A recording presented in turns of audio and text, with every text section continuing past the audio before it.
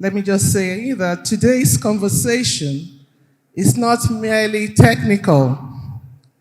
It is existential.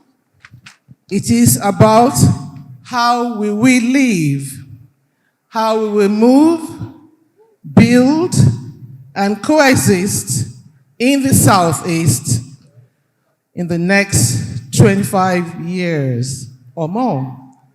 It is about whether our cities will become engines of prosperity or theaters of congestion. It is about whether our transport systems will unite our people or continue to constrain opportunity. And Vision 2050 is about whether spatial development will be deliberate and inclusive, or whether it will be accidental and unequal. Ndị Igbo kwezuenu. Thank you. Now I'm going to call on my panel of the finest speakers who will tell us more on urban development, transportation, and spatial development for us in the Southeast. I'll first call on our friend who is not Southeast, but a friend of Southeast, to make his presentation. But all my panelists are going to make their presentation via PowerPoint, so that's going to be interesting. So Mr. Rabah Aitali, please tell us how we can develop the Southeast states. Thank you.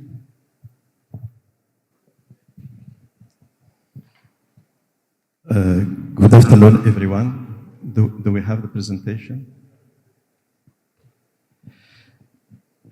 So thank you for joining this breakout session on urban planning, transportation, and spatial development, and more specifically, or coordinating transport networks, land use, and service delivery across the state boundaries for regional efficiency. So I would first like to start with one simple observation that was repeatedly said today. So people, goods, services in the Southeast move across the state boundaries every single day. But too often the planning, our investment, and even our service delivery stop at the border. And when this happens, we don't just lose time, we lose efficiency, we lose competitiveness, and we lose money.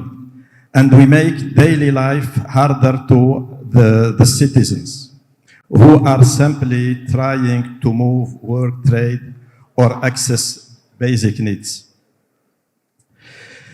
So the objective in the next few minutes is not to give a long lecture, it is more to set a clear frame for our discussion, because this session is meant to be practical. We should leave this room with some priorities and initiative, and not only intentions. So the Southeast has enormous assets. It was said, it is recognized, it has a strong entrepreneurial culture, dynamic population, and strategic position for trade and industry. But we are facing, from the urban planning perspective, rapid urban growth, increasing mobility needs, and rising pressure on infrastructure, roads, transport corridors, logistic hubs, housing, water, energy, and public services.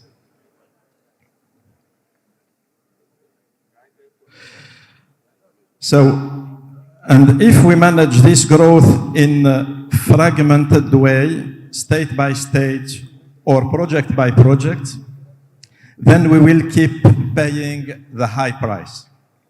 So the reality is that the regional economy functions as a single and unified ecosystem.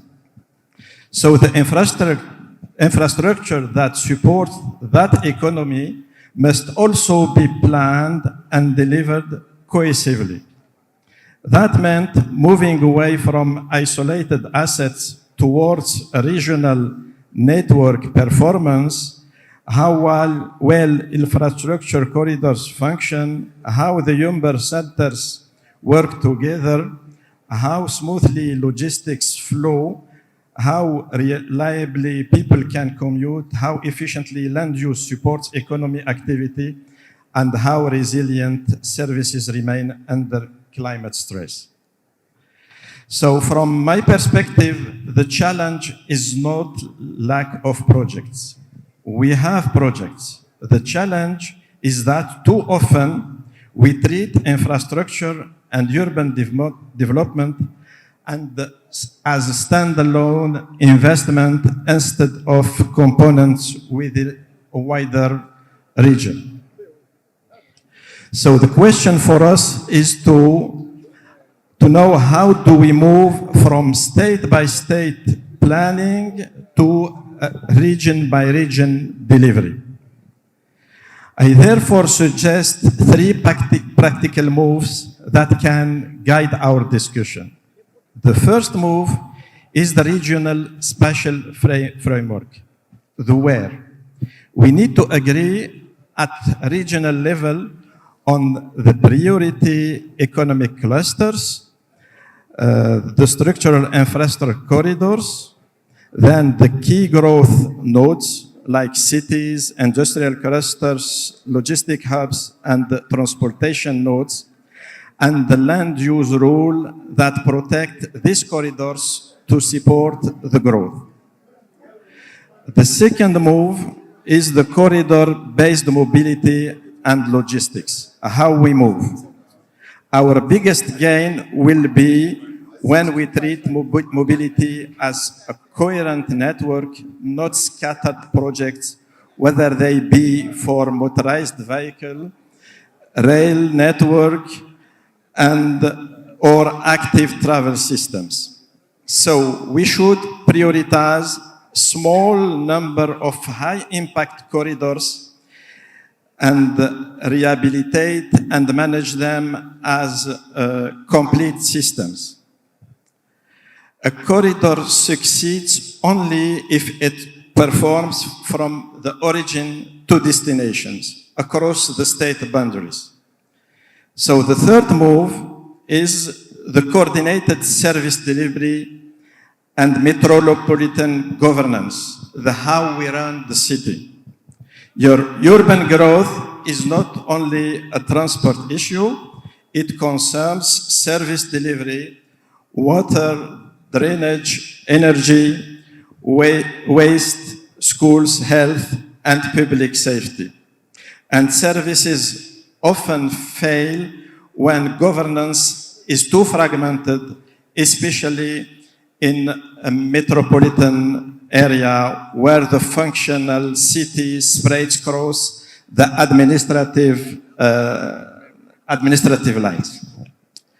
So we need a minimum of coordination mechanism, something structured that aligns the planning, the budgeting, and the delivery. A regional coordination body, an inter-state delivery forum, a joint technical unit for corridor and metropolitan projects. To keep to this ground, let me give you a few examples of a type of initiative that could come out of this breakout. One, Southeast Corridor Program for the next 12 or 24 months, where states commit to shortlist of corridors and agree the same right of way protection, design standard, maintenance approach, and corridor maintenance practice. Number two is the regional spatial data and the planning platform, a shared GIS and planning dashboard with common standards. This is not just about data, it is about decision making. It allows investment and land use choices to be evaluated consistently across the region. The number three, it's a regional investment vehicle or blended finance platform because cross the state projects often struggles to attract funding when the ownership is fragmented.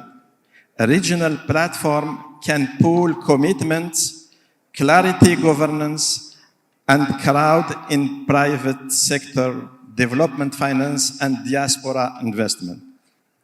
Let me end with a clear request because I think that success looks like for us today by end of this session is to propose some like 3 priority area with opportunities for cross-state coordination, very clearly stated, 2 or 3 concrete bankable initiatives we can advance in the near term within 12 to 24 months, and the financing risk and de-risking actions required that must happen to unlock funding.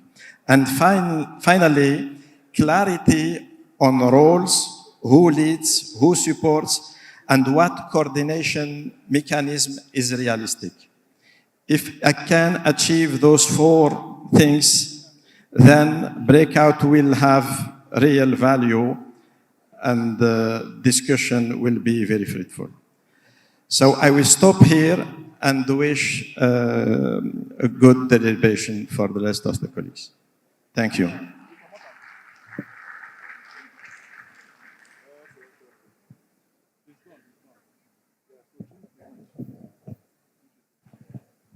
Thank you very much, Mr. Rabba. I'm sorry that we didn't have your PowerPoint up when you started. There were some hiccups. Yes, he's told us about transportation, which is the circulatory system of the regional economy, and that without efficient mobility, productivity collapses. Now, currently, the Southeast relies almost exclusively on roads, and many of which are overloaded, poorly maintained, unsafe, and economically inefficient. So as we look toward 2050, we must think transportation fundamentally. Mr. Rabba told us about thinking regionally and not locally for spatial development. He said spatial development is where economies meet geography. The Southeast must begin to think of itself not just as 5 states, but as one integrated economic and spatial region. Not just as 5 states, but as one integrated and spatial region. And the key questions include: how do we distribute industrial zones? Where do logistics hubs belong? How do we protect agricultural land while supporting urban growth? How do we align infrastructure investment with economic clusters? Now, we will all answer these questions when I throw the question open for the floor. But before then, let's hear more on the strategies the strategies that we need to employ for transportation, for blue economy, and our spatial development for Southeast. Now, there's no better person to tell us more about these strategies than my learned friend of the Silk, Dr. Emeka Akabogu, SAN.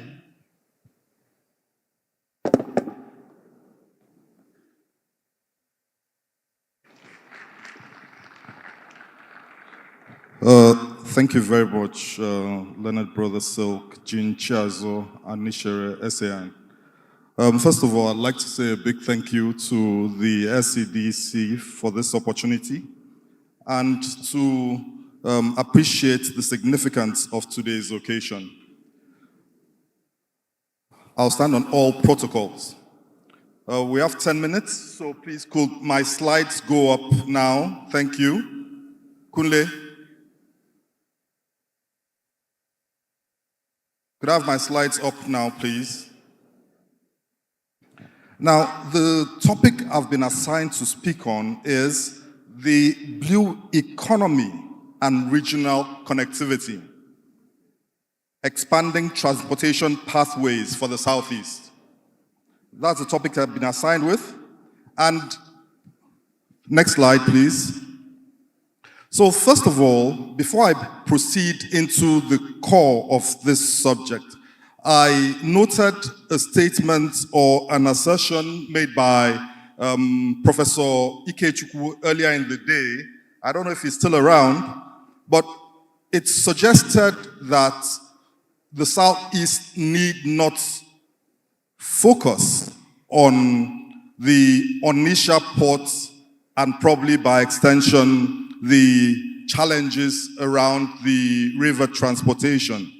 I wanted to come from an angle that does not totally agree with that presumption, because we can always find ways around the challenges which we have. And in this context, there are many ways around it. Now, to the point of the blue economy, the background is really upon the economic overview of Southeast Nigeria, which we have here. But SEDC has done a very good job in laying the foundation for this, but I'd like to specifically speak to the various nodes of operations and trades, whether it's in leather manufacturing in Abia, or related to commerce in both Onitsha and Aba, rice processing, solid minerals, or even oil and gas and logistics. And these are trades and economic hubs which traverse the entirety of the southeastern states. Next slide, please. Now, from the population point of view at the same time, the Southeast totals about 25 million people. And these are people who live in the Southeast. And 25 million is the population of many countries. In fact, the median population of the most countries in the world is around that. And that means that the Southeast, by population, is potentially the population of many thriving countries that even in some cases have smaller land areas. Next slide. The next slide focuses on the key products by state, so I won't be focusing on that. Next slide.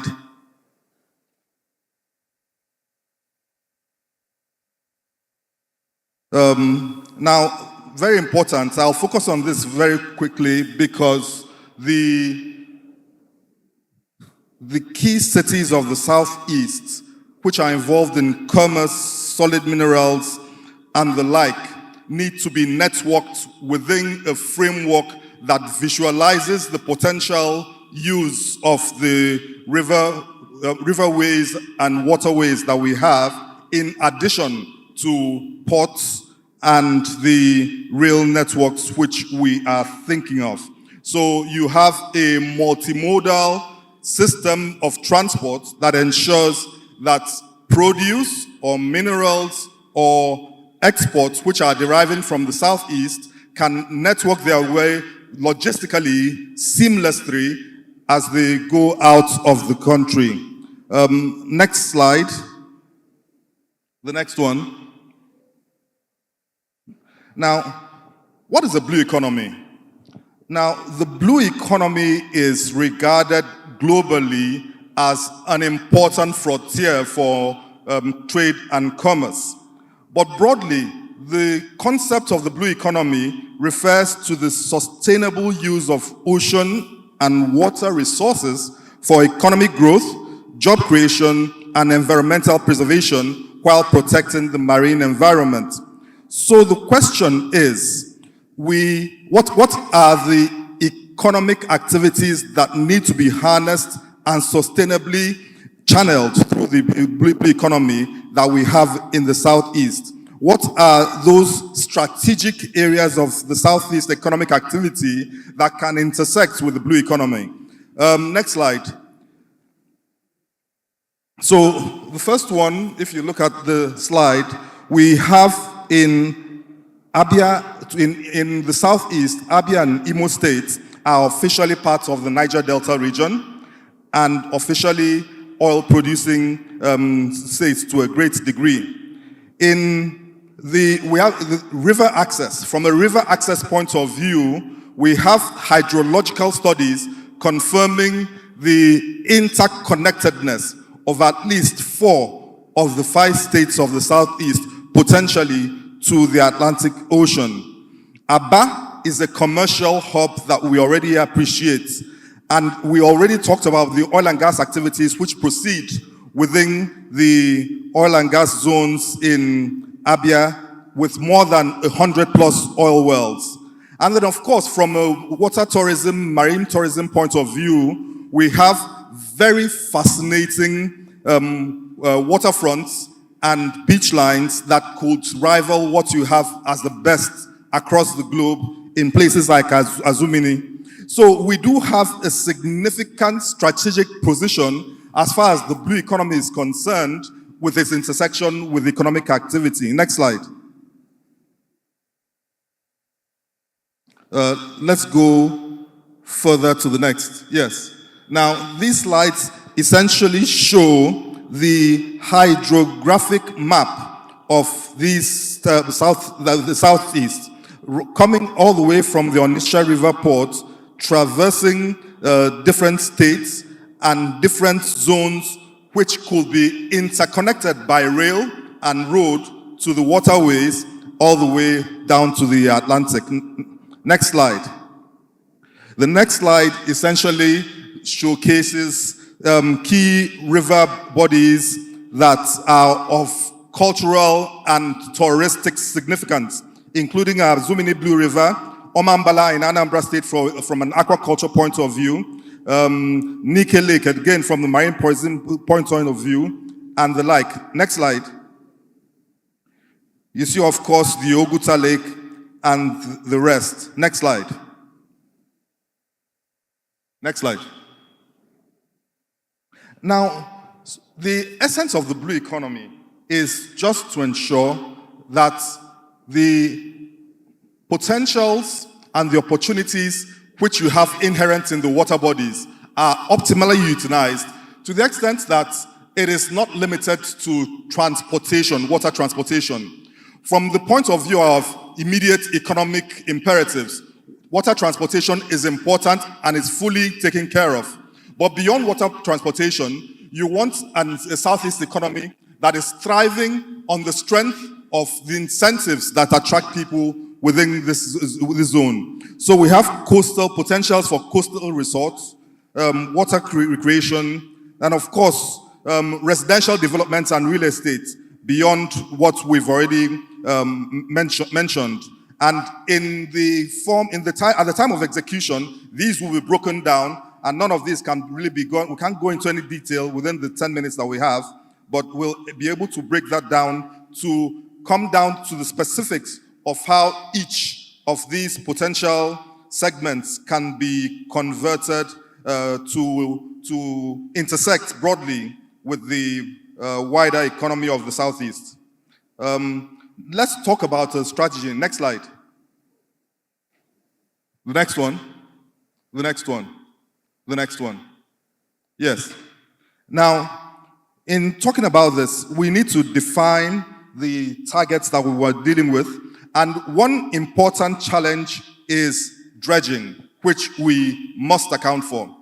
In the course of his presentation, I think it's the MD of SEDC, who indicated that the entire Southeast area is about 29,000 square kilometers, which is a limited area of land. But at the same time, Netherlands is equally an equally limited area of land, just above about 33,000 square meters. By the time you add the water bodies, that expands. My point is that within the body of the land framework of Netherlands, they have become the world leader in dredging. The fact that with the water bodies in the southeast interconnect with other water bodies across the areas of the southeast is immaterial to the development of these water bodies, even within a ring-fenced perspective.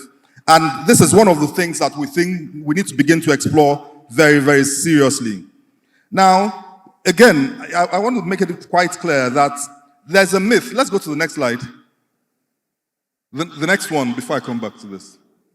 There are a number of myths relating to the geographical location of the Southeast, to the extent that the Southeast is landlocked, and because it is landlocked, there's only so much that can be done.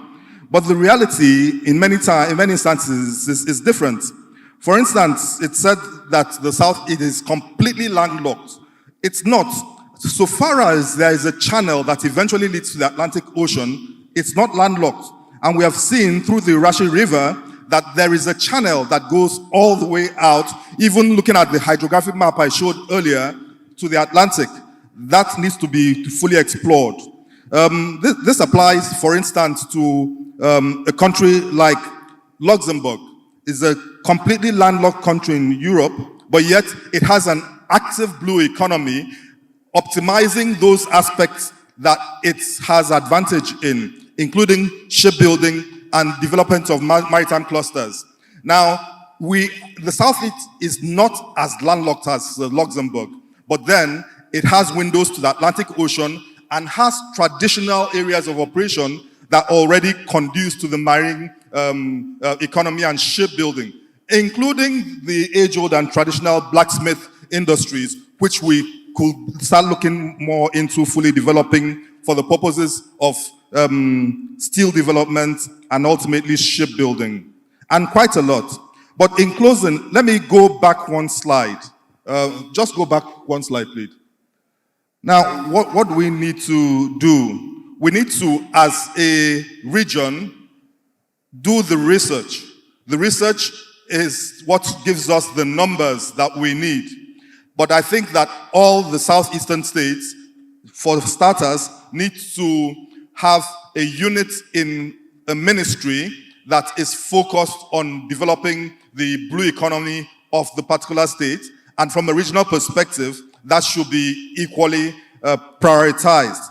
Then going beyond that, the dredging plan for the region is something that should be focused on, because the dredging plan need not be anchored on the fear of the cost, because the costs, many times that we know, are costs that are given by government, but private sector involvement in this important area can help to clearly identify the precise costs and the benefits relative to the economic potentials for that activity, and that can be fully undertaken from a private sector point of view. However, the broader framework that will guarantee the profitability for dredging within this region needs to be mapped in the regional plan that needs to be undertaken.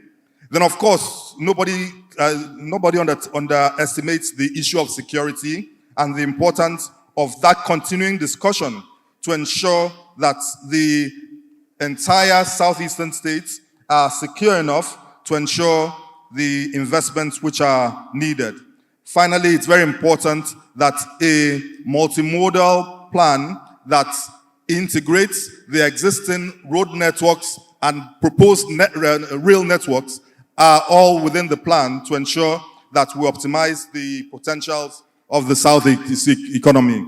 I think I'll stop here, and then my moderator can take it up from questions. Thank you. Thank you very much, Dr. Akabago.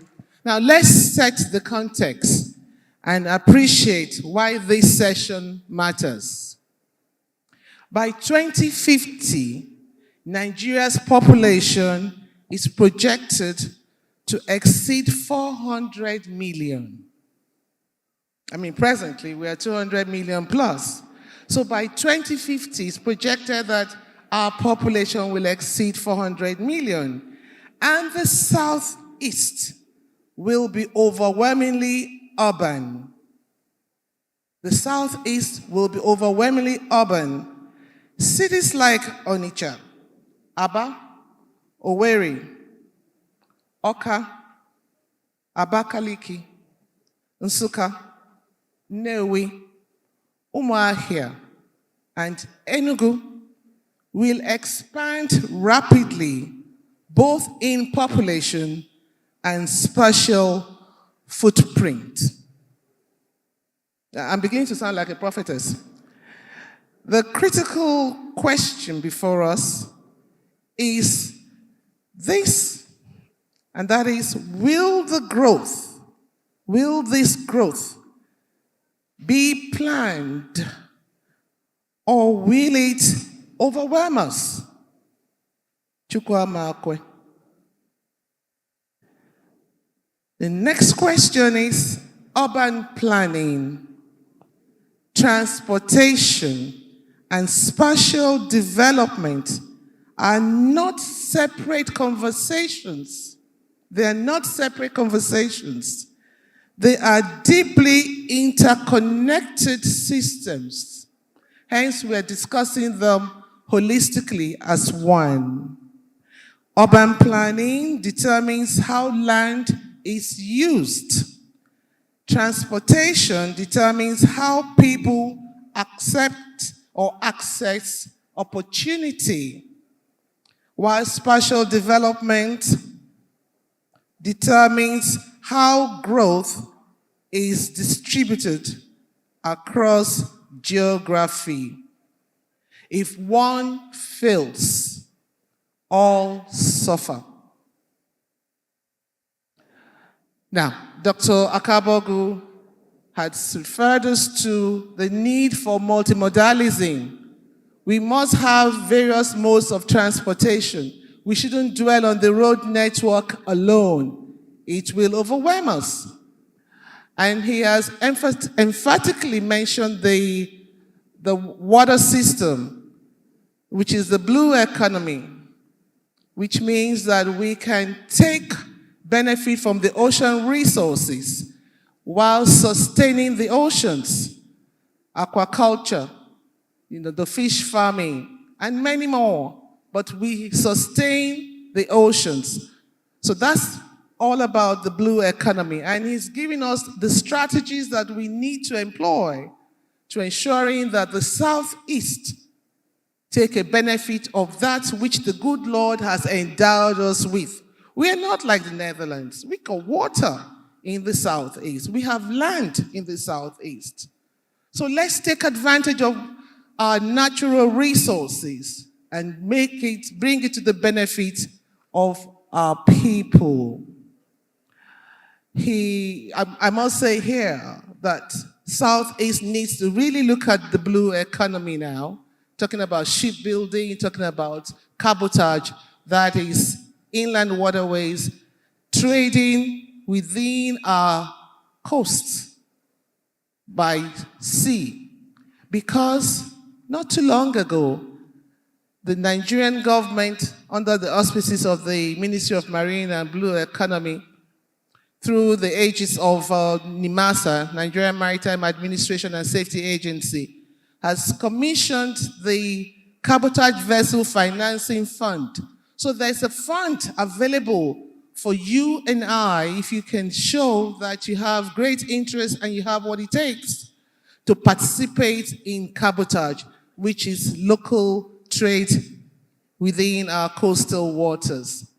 So there's a lot of opportunities for us there. The need why we should go multimodal, why we shouldn't emphasize on road network alone.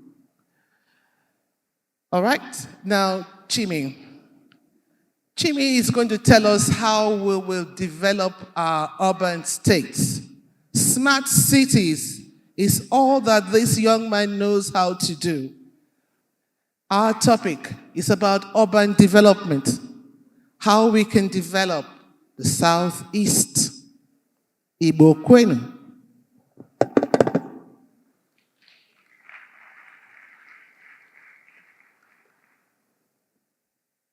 Good afternoon, everybody.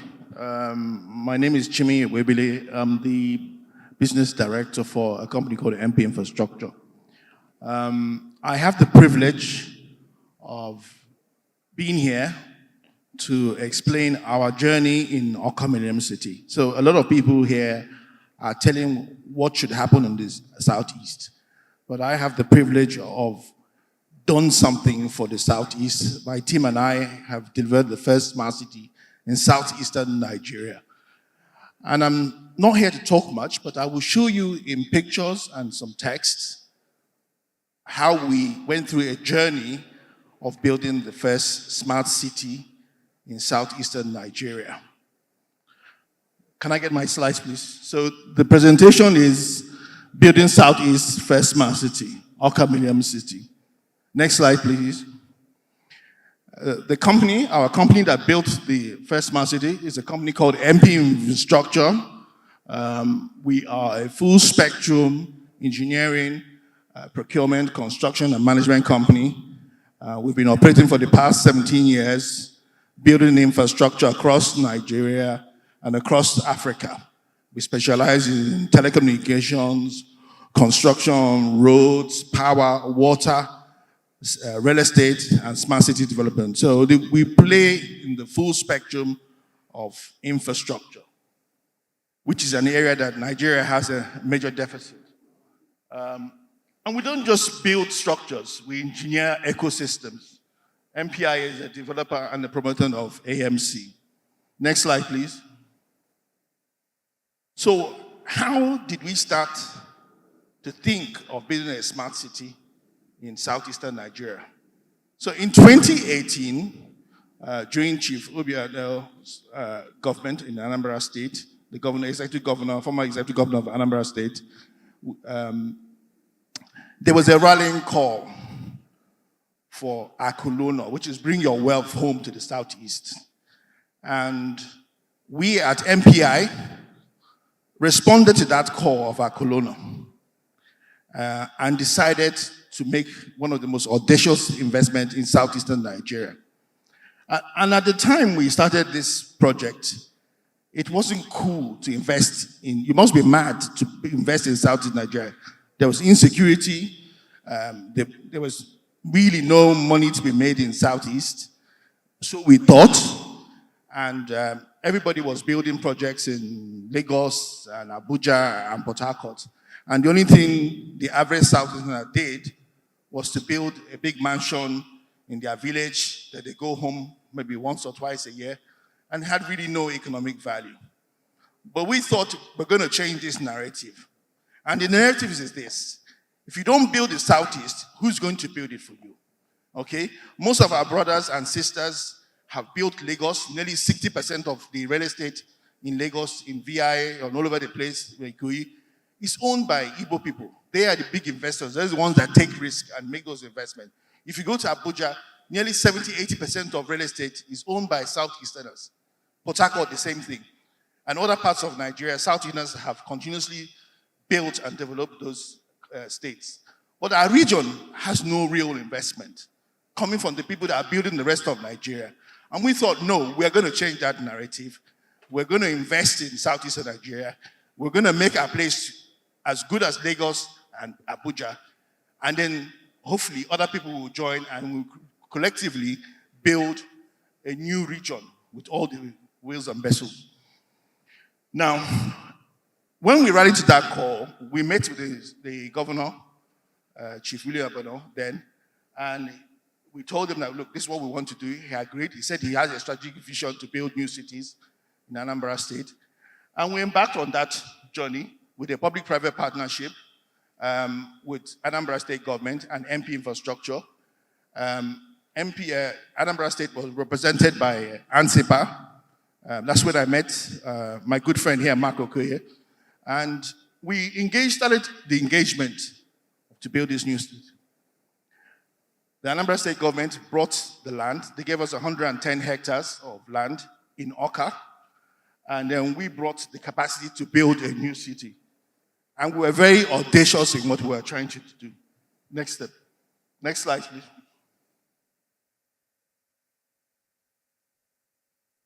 So the MPI, we had a strategic partnership with the government to build the first smart city.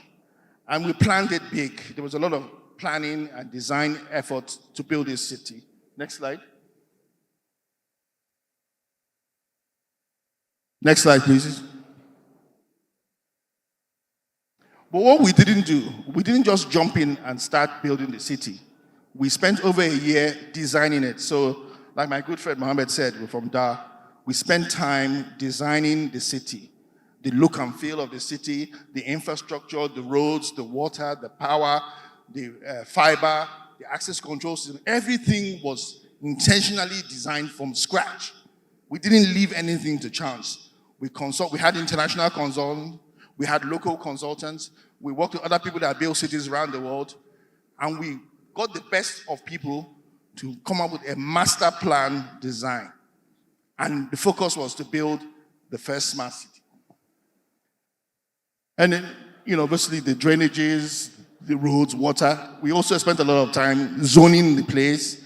We have the low density, medium density, high density, and the commercial area. I'll explain that in the next slide.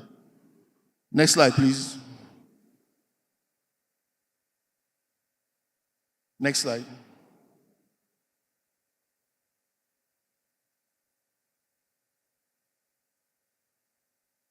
Okay. So here is the master plan from Oka Millennium City. So if you look at on the right-hand side, the blue area is the commercial area. In this area, we have a hospital, we have provision for schools, we have offices, we have event centers, we have a police post, we have provision for a hotel, cinema. So the idea is that all the commercial requirements you have will be captured in that commercial area. Then on the upper part of the layout, you have the 1,000 square meters area, where you have 1,000 square meter plots. Then below it, you have the 500 square meter plots. And then down towards the right-hand side, you have the 2,000 square meter plots. So you have the high density, medium density, and super low density plots. We also have a utility area, obviously roads, we have institutional schools, and all the facilities that you need to operate on. And this took a year to design, because not only did we do the layout, we also have to do engineering design, make sure there's no flood, make sure that the drainage is in place, the road design is effective. So there was a lot of back and forth on the design. Next slide, please. So Oka Millennium City is a gated city. So we have over 4 kilometers of perimeter fence security around. So it's gated, it's highly secure. It's a service residential and commercial plots. It has fiber optics, so we have fiber running to every single building in the estate. The city has fiber. Well, that's what makes it smart. We have fiber broadband to every single house in the city. And you have over 764 plots of 500, 1,000, and 2,000 square meters. So you can imagine we can easily accommodate over 4,000 people in the city. We have automated access control systems. So once you come in, you need biometrics to get in. There's boom barriers. We have regular power.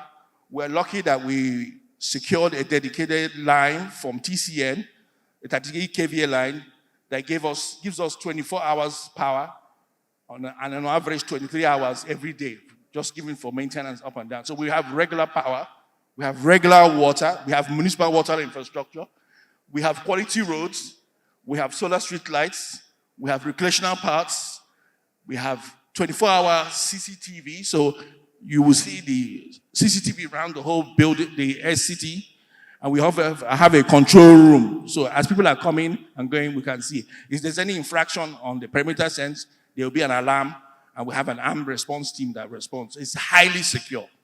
The people that designed our control system is Gallagher. They designed Aso Rock, Camp David in America, and other international high secure environments. Next slide, please. And this was an audacious journey. This was Okaminam City in 2018. 100 hectares of sheer wilderness. It was despoiled land. It was a mining site. It was abandoned. It was just unbelievable. In fact, when we got to the place, my partner and I, we got there. We had, at the time, an expatriate engineer. We got to a point where we couldn't walk anymore. There was a deep gully. And the man that we were having hope in started scratching his head. And we looked at each other and said, we are in trouble. We are really in trouble. What have we gotten ourselves into? Because it was scary, a whole jungle. But with the grace of God, we continued to soldier on. So that was how it looked in 2018. Next slide, please. That's it. That's the AMC, complete wilderness in 2019. Totally swamped. Never seen any modernity. It was just full of monkeys and illegal miners. Next slide, please. Next slide. This is it. You can see the way the illegal mining was going on.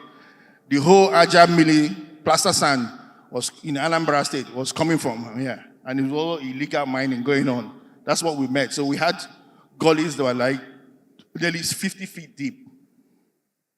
Next slide, please. However, we decided to start work. And so before the then governor came to commission the site, we started building the access road. And the arrangement we had with the government that the government was going to build the road, that was part of the value they were bringing to the table. Unfortunately, they didn't have the funding at the time to build that access road into the estate. And we decided to build it in view of a land swap. So we bought the capital. Next slide. And then you can see the transformation. You can see the access road into the estate being built. And a lot of this was during COVID. We were still working during COVID time. Through non-go men, we were still working. Next slide.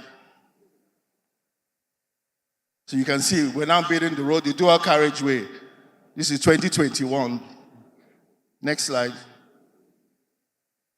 This is us. We had to build our own construction yard.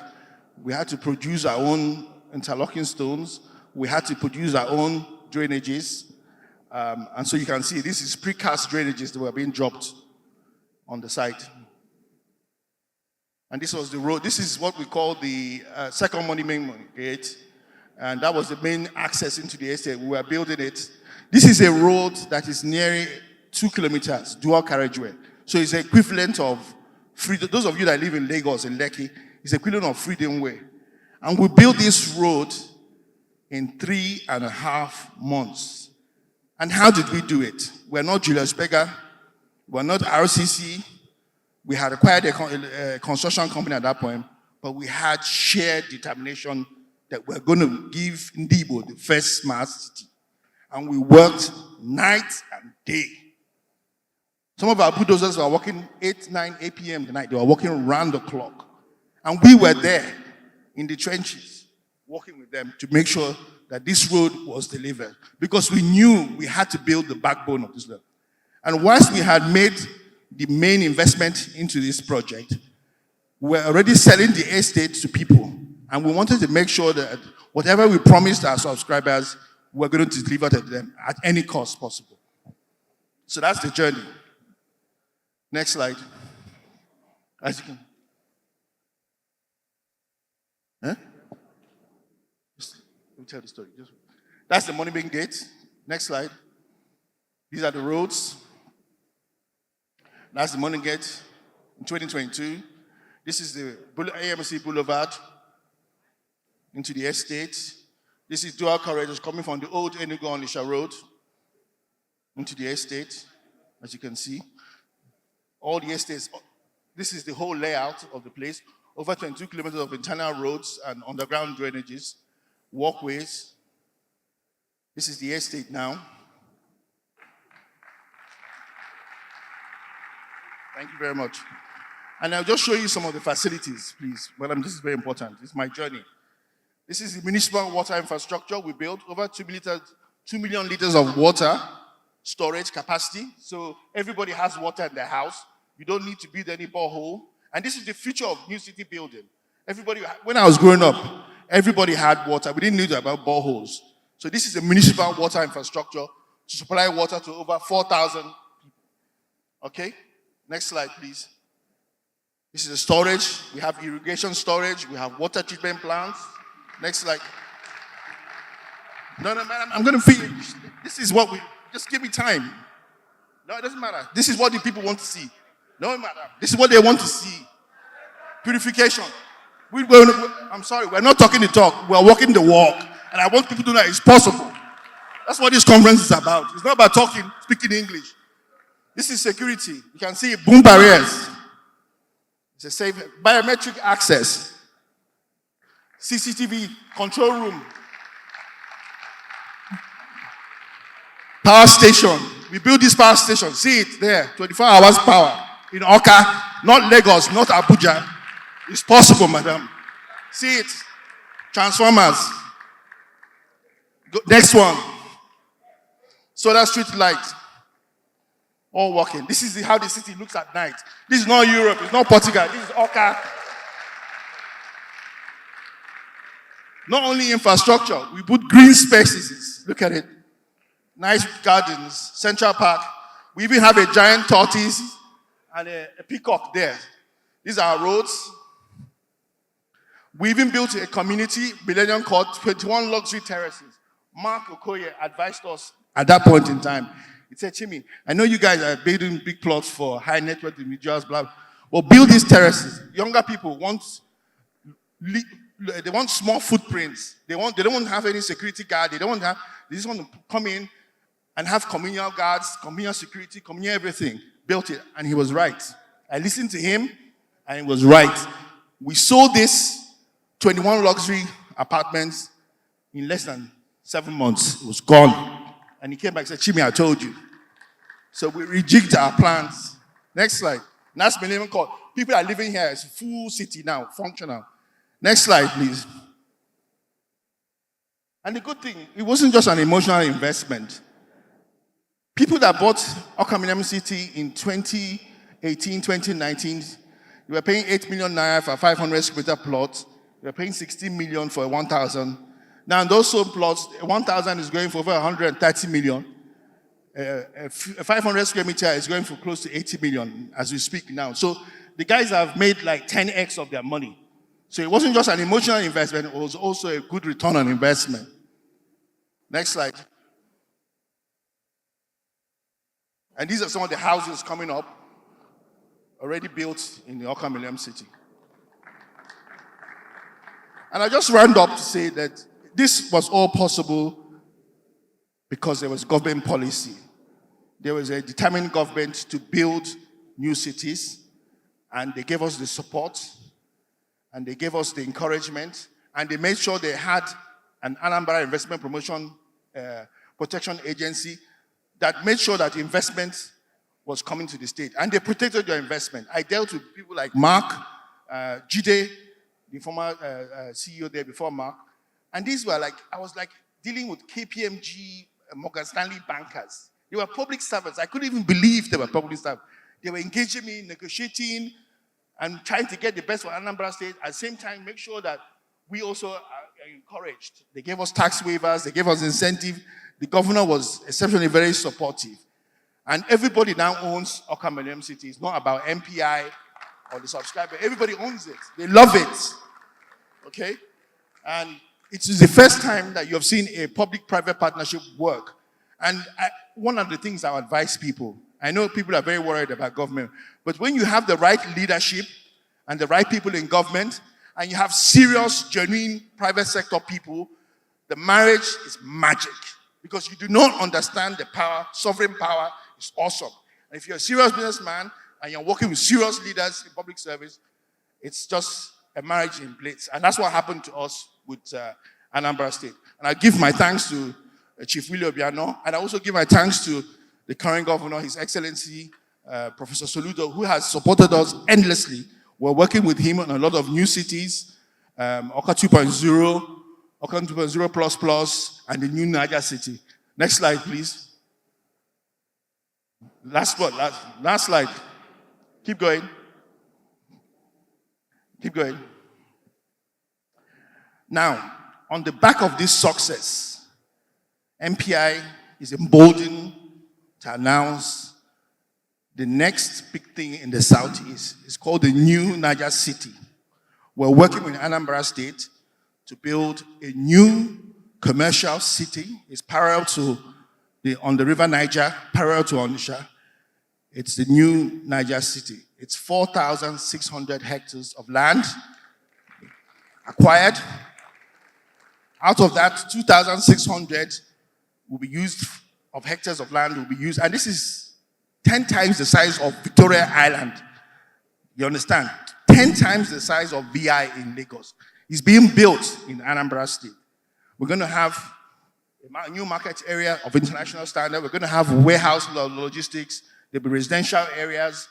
We're going to be commercial areas, malls, banks, everything. It's going to be a total new city.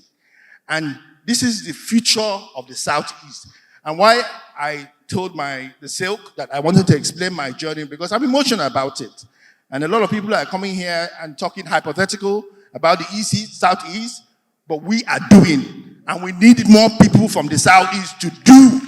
So let's stop talking about the Southeast.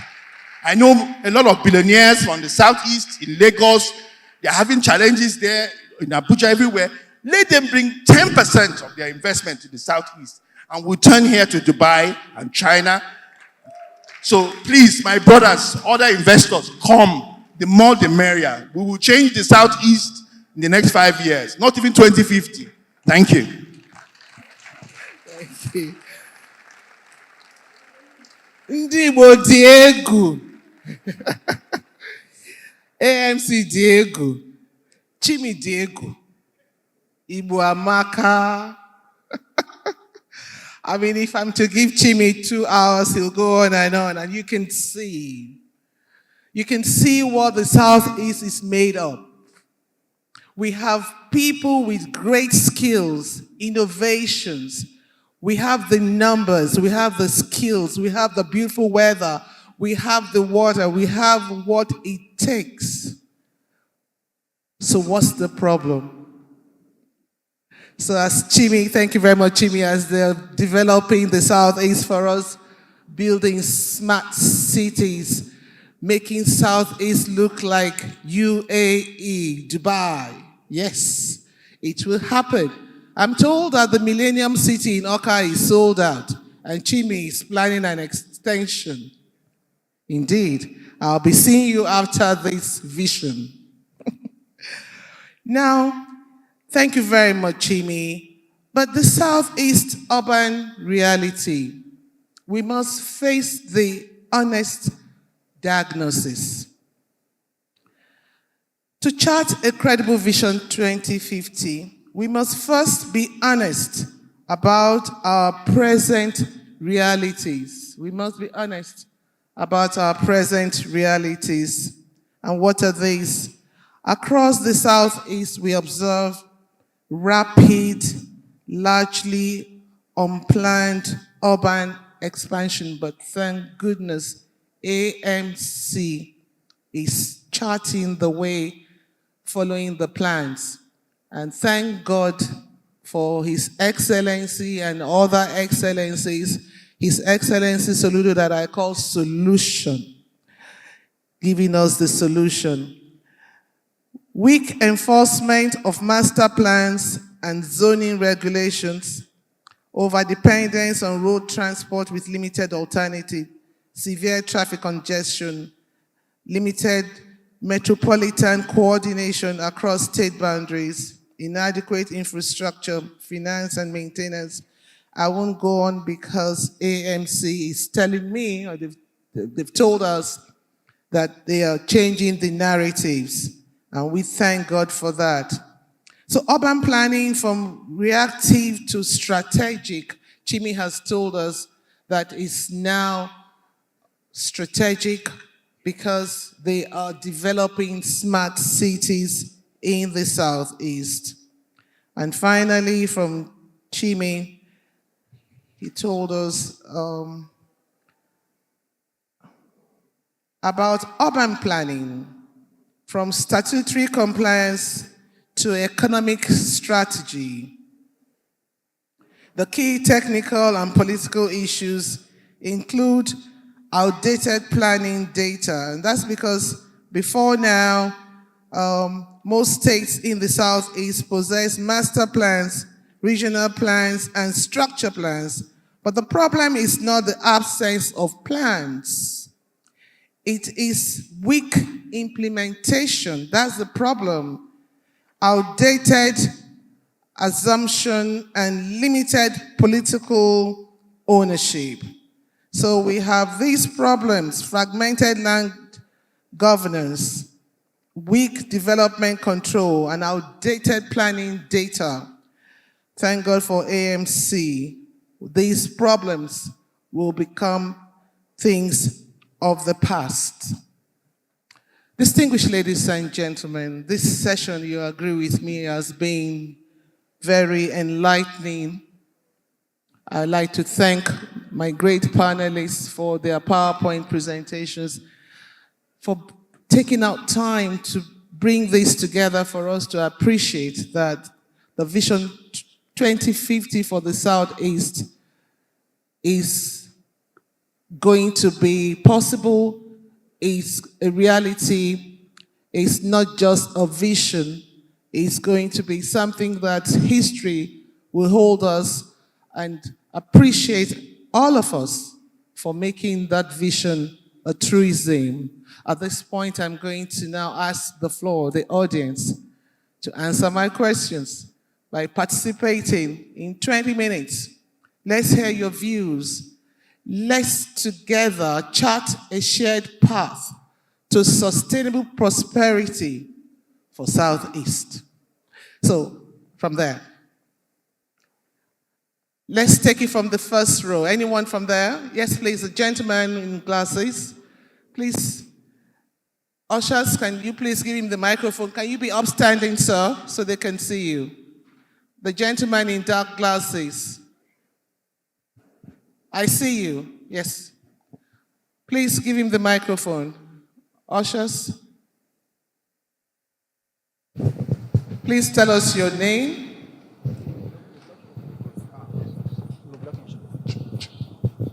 And your contribution in 2 minutes, please. Okay, good afternoon, everybody. My name is Honorable Cruz Anyim. My contribution is very simple. But first of all, let me thank the Southeast Development Commission for this event. And I want to tell them, you should not stop here. They should, from time to time, convene a summit like this, where they will hear from the general public what they want. Because this whole thing is all about what do we want and how do we develop the Southeast to function. Let me come to the last resource person that took us on building smart city. And he said something. He is urging the Igbos to bring just 10% of their investment in other states down to Southeast. My question is this. Have you taken any move to Lagos, Kano, Kaduna, Abuja to meet with these leaders of the Southeast over there and tell them, we want the Southeast to be like Dubai, to be like America. Could you bring down your resources? Let's join it together. Have you done that? If you have not done it, I want to urge you, do it. Because the earlier, the better. The Southeast has a lot to offer, not just to the Southeast, not just to Nigeria, but the global world. But we have to take the lead by encouraging ours to bring down our resources to make it work. Thank you so much, and God bless you. Thank you.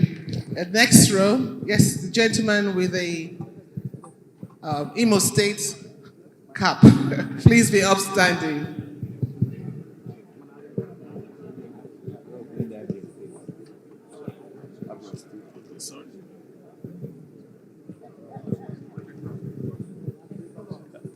Okay.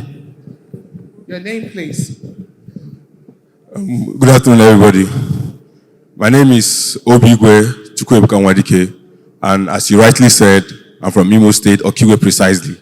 So, this morning,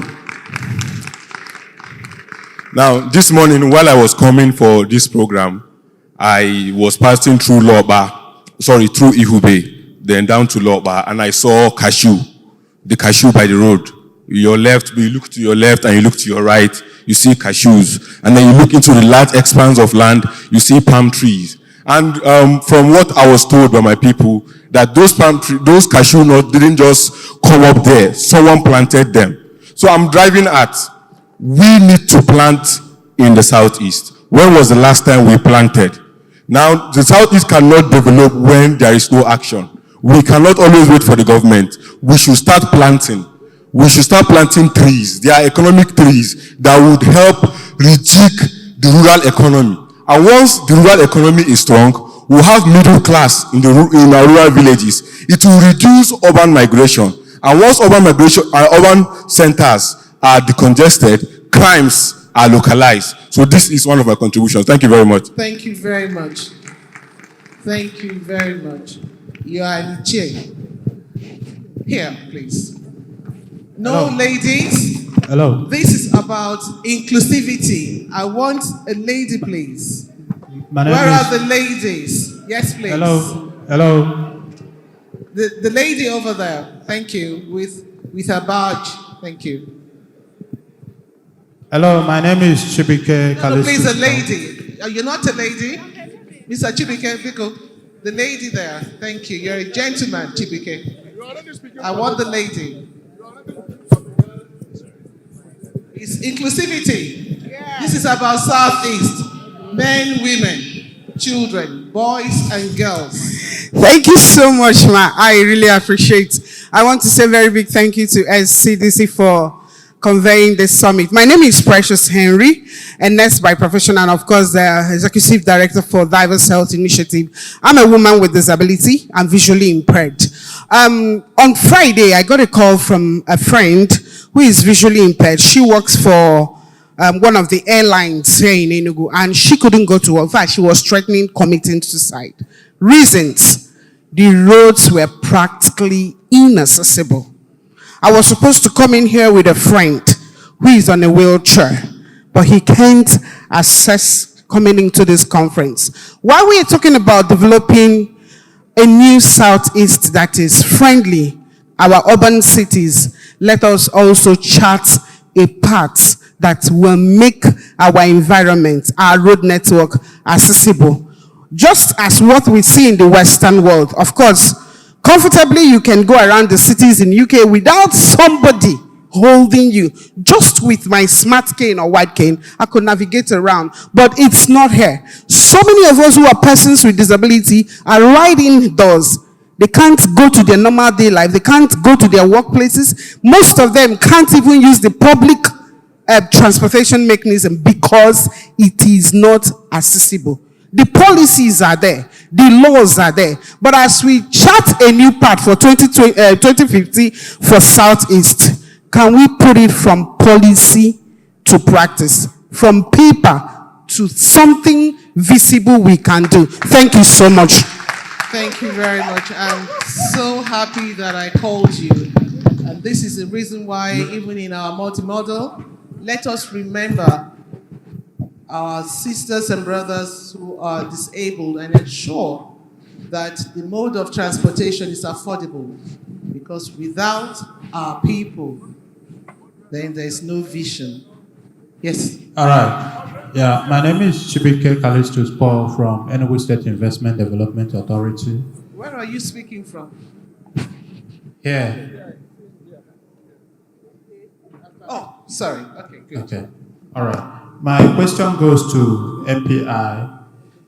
The Oka Millennium City you did, we want to know your tangible action steps that made the city sell from one governor to the other without the fear of loss of investment on the part of your investors. Thank you. Chimi.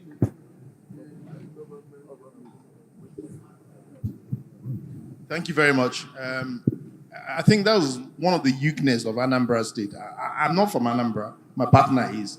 But in terms of when it comes to development policy in the Southeast, they have shown to be very, very effective. And yes, it was Chief Willie Obiano that gave us the land as executive governor in that time. And when the current governor, Professor Soludo, took over, he gave us support. And he's been actively engaged with us. He comes on visits, he was coming on tours, he was promoting our community city. It wasn't seen as an Obiano project, it's an Anambra project, a Southeast project. And he's also in the process of building new cities now. I spent 5 hours with him discussing strategy. He's supporting, he makes out time to engage with investors. And that's what I'm calling on other Southeast governors to obviously draw lessons learned from him. Thank you. Thank you very much. And the final contribution, the gentleman that is standing. Okay, good evening. Gentleman, please. Sorry, sweetheart. The gentleman that is standing behind the lady will take your final contribution. And others, please send your contributions to the link that Ms. Okoye had given to us earlier. Okay? They will all be accommodated. Thank you. Okay, lady, the compare has given you the opportunity to make a contribution as the last after the gentleman. Okay, yes, please. Thank you, the moderator. Your name, please. Because Nkoyo Chiriazere, Afambo Mazi Sam Anyabo, and I want to start the Association of Urban Displaced Indigenes, of which I'm the acting president. Younger brother me go no buy because ndị na-anụ Igbo unu na gidem I can translate later because ana m ebili ikele ndị SEDC na-ekenekwa Tinubu chetara anyị biko ka o chetara anyị ka anyị cheta onwe anyị n'aha Jizọs. Ebe m chọrọ imetụ aka ya ka ndị si ndị nke ọzọ wee ndidi m ga-asụkwa Igbo suo Igbo. Ebe m chọrọ imetụ aka bụ na be anyị ebe a abụ m onye nka m ebe a unu nọ ugbu a. Ọ bụrụ na nsụ ya n'asụsụ be anyị mpịa ya asị m unu tishiọm ụta ka anyị si asị nnọọ. You are welcome. I want to talk on development, urbanization, and environmental impact assessment. I want to thank the last presenter, but I have observed that in most of our developmental projects, we always omit a critical collateral victim, which is the indigene. Ebe anyị nọ kịta bụ ugbo ndị mmadụ. This used to be our farmlands. Unfortunately, we are always omitted from developmental processes. And I'm using this opportunity to call on government and agencies to recognize and include, we are talking about inclusivity, the indigenes. It also will impact positively on the security of these developmental projects. Many of us have lost our ancestral homes. Many of us are wandering aimlessly because they have sacrificed our land, livelihoods, and other possessions to urbanization. may we be remembered. Thank you. Amen. That's a very powerful point. As we grow into smart cities and urbanization, let's remember our farmlands. Let's remember our people. I'm sure that is me taking into consideration. Yes. Good evening, everybody. My name is Honor Abuchifevo Ogodna. I just rounded my Bachelor of Science in Architecture in University of Nigeria, Enugu campus. So as somebody that just graduated, there's the drive to want to tap into development, to make money and try to like make things better for myself, right? Now I'm already in the environmental studies environment, and there's the opportunity to like, okay, I've reached out to like real estate agencies on how to tap into development of like for land and all these things. And there's always the common one, which is I think they call it joint ventures, where you have to like come together with people and bring money together to buy land, and when the value comes up, you can like get to your profit and all. But with the current income that I as an undergraduate or a graduate rather has, I cannot meet up to that certain level, right? So there's the drive to want to tap into these developments and contribute. And as I just graduated, there's the common, will I say, blueprints from the previous generation before us, that there's the narrative that when you graduate, you try to find your way to get to Lagos or Abuja to like tap to that opportunities. And then maybe when you make it there, you can then come back and find what you can do. So my question or my contribution is this: how can we join in this development? How can we participate? Whether through crowdfunding or like, as I am an architect now, if there are ways All right, I could like, we got you. We got you. exactly, how can I participate basically? That's it. Now first, let's congratulate you. We have a graduate in our midst. Congratulations on your graduation. And I advise you to see Chimi AMC after this so that you can get some good jobs and earn some good money. They're building smart cities in Southeast, and Chimi's right here. So you have the advantage. Don't lose it. Distinguished ladies and gentlemen, we can go on and on, but we have other sessions. I'd like to thank you all for your participation. And like I said, if you have any other contribution, please send your contributions to the link as Mr. Okoye has shared with us earlier. I will just conclude by saying that we must think boldly, plan intelligently, and act collectively, and let us all ensure that when history looks back at Southeast Vision 2050, it will say Southeast chose vision over improvisation and prosperity over chaos. Ndi Igbo kwezuenu. Thank you.